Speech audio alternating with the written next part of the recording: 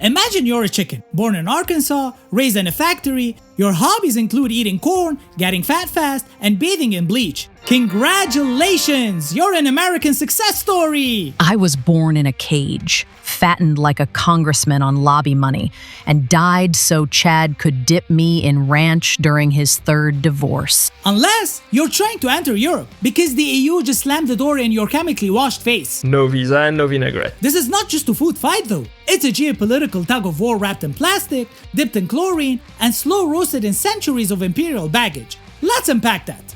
In the US, chicken goes from egg to nugget faster than you can ask what's in it. How? Well, it goes something like this. Step 1. Raise thousands of birds in a tightly packed warehouse. Step 2. Feed them like it's a NASCAR pit stop. Step 3. Process them in high-speed slaughterhouses where hygiene is, let's say, aspirational. Step 4. Blast the carcasses with a chlorine rinse to kill off bacteria like Salmonella, E. coli, and any lingering dignity. Step 5. Don't forget to like and subscribe for more farm-to-f***ed content. Boom! Problem solved. Nasty stuff gone. Bon appetit. Did you just bleach your meat? Yes. On purpose? Yes. Is everything okay at home? Yes, our chicken glows in the dark. Yeah, the EU does not vibe with chlorine chicken.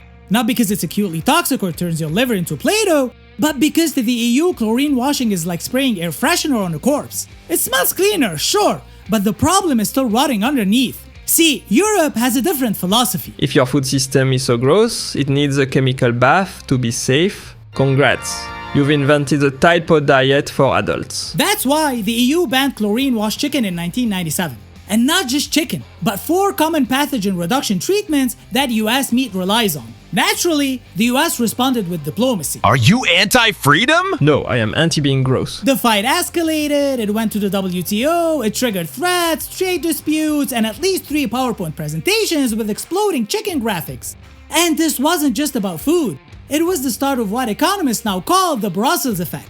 Think of it as telling the world what to do while eating good cheese. Because if your product doesn't meet EU standards, guess what? You don't sell to 450 million people. So global companies either play by EU rules or get ready to explain to shareholders why their chicken empire collapsed because Brussels said no. Hungary is over here speedrunning autocracy, but sure, I'm the control freak for banning bleached chicken. Why?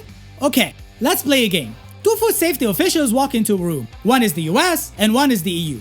And let's say a new chemical shows up. Let's call it Crunchum 27. It makes bread fluffier, colors brighter, and profits fatter. But there's a sketchy data about cancer in lab rats. No proof it's harmful to humans. Approved. No proof it's safe. Banned. Freedom should come with risk. Freedom should not come with tumor. That's the core split. Because America uses a risk-based model. If it hasn't killed anyone yet, it's probably fine. Besides, we don't have free healthcare. And Europe uses the precautionary principle. If it might be dangerous, we ban it. Not because we care, but because we need something to feel morally superior about. This difference explains everything. That's why the American food industry legally includes a grab bag of mysterious ingredients like corn syrup, BHA, BHT, propylene glycol, sodium nitrite, and potassium bromate. See? It's got bro and mate in it. How could it not be safe? But here's what that logic looks like on your plate. Chlorine chicken kills bacteria but masks dirty conditions. Ractopamine builds lean muscle but banned in 160 plus countries due to animal health risks. Red 40 and yellow 5, it's safe-ish unless you're a child, allergic, or don't want your cereal glowing in the dark. Meanwhile in Europe, ingredient labels read flour, water, salt, and maybe a note from your grandma. But this isn't just food safety, it's 2 empires with 2 worldviews. The American food empire runs on 3 ingredients: speed, efficiency, and deregulation. So, faster farms, faster profits, and faster diabetes. And if people die, we'll look into it. Pinky promise. To America, food is an industry. Feed the masses, feed the GDP, and feed the shareholders. As for the European food model, runs on a different recipe: precaution, transparency, and a cultural identity. Food isn't fuel, it's tradition, values, and an excuse to sneer at American cheese. To Europe, food is a social contract. It reflects how we treat animals, land, and each other. That's why European grocery stores have short ingredients lists you can pronounce. And American ones read like a periodic table sponsored by PepsiCo. And it's why food trade gets so messy. Because the US isn't just selling food, it's exporting a worldview. Cheap, fast, Technically edible, maybe. And Europe isn't just banning imports, it's defending a philosophy. Slow, ethical, and slightly overpriced, but in artisanal font. So when the EU rejects your chicken, hormone beef, and radioactive donuts, it's not about science. It's about sovereignty, trust, and who gets to write the rules of what people eat. We just prefer regulation over radiation. But why does the US care so much about getting its chicken into Europe? Is it about food? No. Is it about freedom? Always. But mostly it's about global power. Because American food isn't just dinner, it's a tool of foreign policy. The US food industry is a $2 trillion beast. Hey, let our chicken in. Your chicken was washed in something I used to clean my shower. Yeah, so? Anyway, like and subscribe for more food diplomacy sponsored by the Department of Agriculture. This is why food standards become trade bombs. Exhibit A, the TTIP, the Transatlantic Trade and Investment Partnership. A proposed mega trade deal between the US and EU that collapsed faster than a souffle in a hurricane. Why? Because Europe didn't want American food standards slipping through the back door.